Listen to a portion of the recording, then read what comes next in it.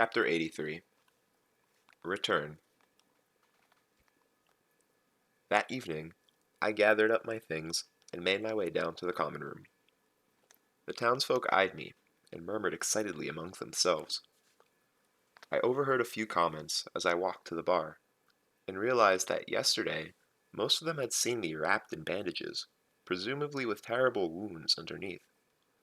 Today, the bandages were gone, and all they saw were some minor bruises. Another miracle. I fought to keep from smiling. The sullen innkeeper told me that he couldn't possibly dream of charging me, seeing as how the entire town was in my debt and all. I insisted. No, no, absolutely not. He wouldn't hear of it. If only there was something else he could do to show his gratitude. I put on a thoughtful expression. Now that he mentioned it, I said, if he happened to have another bottle of that lovely strawberry wine. I made my way to the Eavesdown docks and got a seat on a barge heading downriver. Then, while I was waiting, I asked if any of the dock workers had seen a young woman come through here in the last couple days. Dark-haired, pretty. They had. She had been by yesterday afternoon and shipped downriver. I felt a certain amount of relief, knowing that she was safe and relatively sound. But other than that, I didn't know what to think. Why hadn't she come to Trebon? Did she think I had abandoned her? Did she remember anything we had talked about that night as we lay on the gravestone together? We docked in Imre a few hours after dawn, and I went straight away to Devi's. After some spirited bargaining, I gave her the Lodenstone and a single talent in order to wipe out my extremely short-term loan of 20 talents. I still owed my original debt, but after all I'd been through, a 4-talent debt no longer seemed terribly ominous, despite the fact that my purse was largely empty again. It took a while to put my life back together.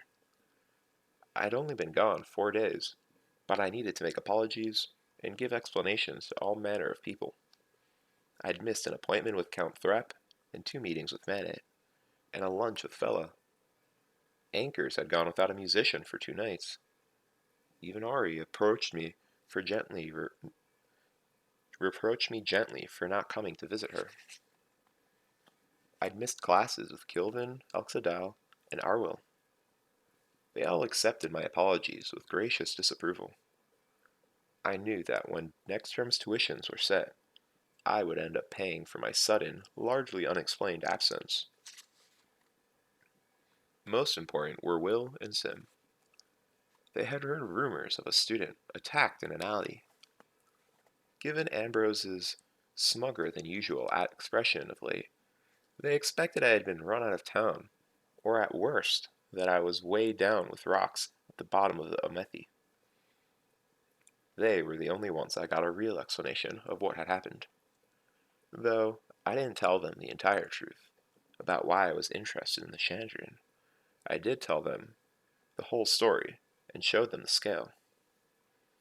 They were appropriately amazed, though they did tell me in plain terms that next time would leave a note for them, or there would be hell to pay. And I looked for Denna, hoping to make my most important explanation of all. But as always, looking did no good.